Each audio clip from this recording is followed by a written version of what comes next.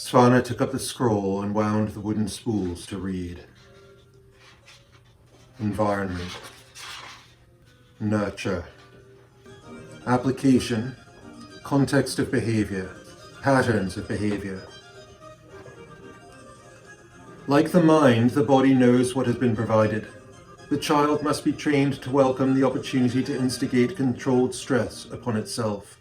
It must be trained to recognize the purpose for the stress, the import of the stress. The child must not be given a choice. The child must be channeled in behavior so that its expectation is always to meet the guided ambitions of the mind towards the objective will of its spirit. The child's mind must ever be agile. The child's body must ever be agile. The child must never forget how to run. The child must learn how to fight. The child must know how to build and how to destroy. The child must witness this so that it learns what must be built and what must be destroyed. What must be built is resilience through strength. Resilience through strength in the pursuit of the objective will of the spirit, not strength in the subjective will of the mind. The child must know nature for its guide. The child must internalize the breadth of the environment that supports its life. This includes the community into which it grows, but more importantly, it must include the measure by which the community must be judged. The child must have no say, but must witness so that when it earns its voice, it will speak well. The child must be integrated within the community of adults so that it learns how little it knows. The adults must lead the child through their own example. The child must grow within the organism of the people of which it is a part. The child will learn what is provided. It will fill the space allowed to it. It will structure its brain on the space allowed. It will develop its patterns in that time. The failure to channel the development of those patterns effectively results in the development of subjective intent and the absence of the potential for objective guidance. If the child does not find its way back on its own, through force of spirit alone, then it will develop into a liability. Where an entire society allows its children to develop without adequate patterning, then the entire society is put at risk.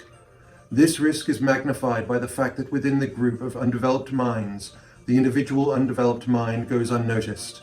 The undeveloped mind becomes the norm, and the opportunity for contrast by which to trigger increased perspective is diminished. The child must grow to understand the difference between need and desire. The child must strive ever to meet retreating needs while shunning the approaches of desire. Like the horse, the child must be spurred to focus ahead and to move towards. Like the horse, the child will confuse itself where it is not focused.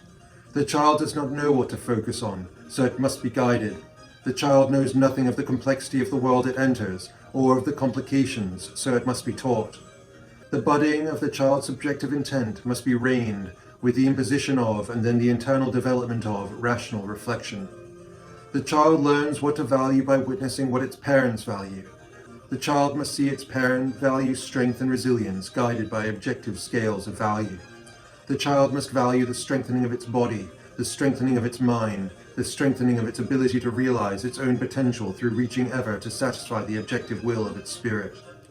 The child must never learn to value that which feeds the subjective without regards for the objective. The child must never learn to shun that which feeds the objective while pleasing the subjective. The child must learn to seek that which is of objective substance, that which is nutritious to the body, nutritious to the mind, nutritious to the realization of the objective will of its spirit. The child must never learn false security. The child must learn that every gain must be protected. The child must learn that threats arise quietly. The child must learn to govern itself first on the basis of rules, then on the basis of principles. Principles must guide the actions of the adult if man is not to be ever in conflict.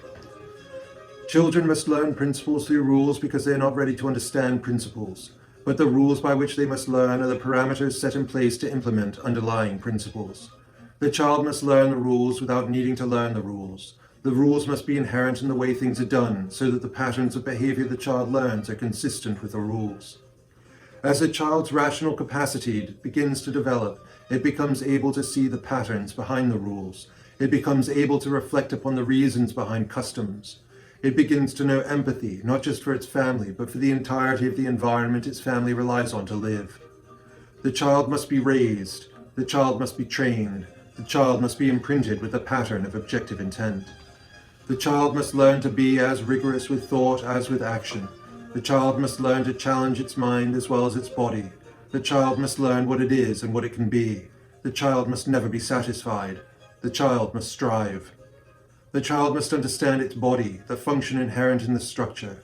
It must strengthen the entirety of the body by directing stress upon the entirety of the body, but always in the context of functional need, to run and to fight, to build and to destroy. The child must understand its mind, the role of the mind in guiding the body, the role of the mind in implementing the capability of the body in the pursuit of positive, substantive experience. The mind must require the body to set it where it may exercise itself in consideration of the implementation of manipulation.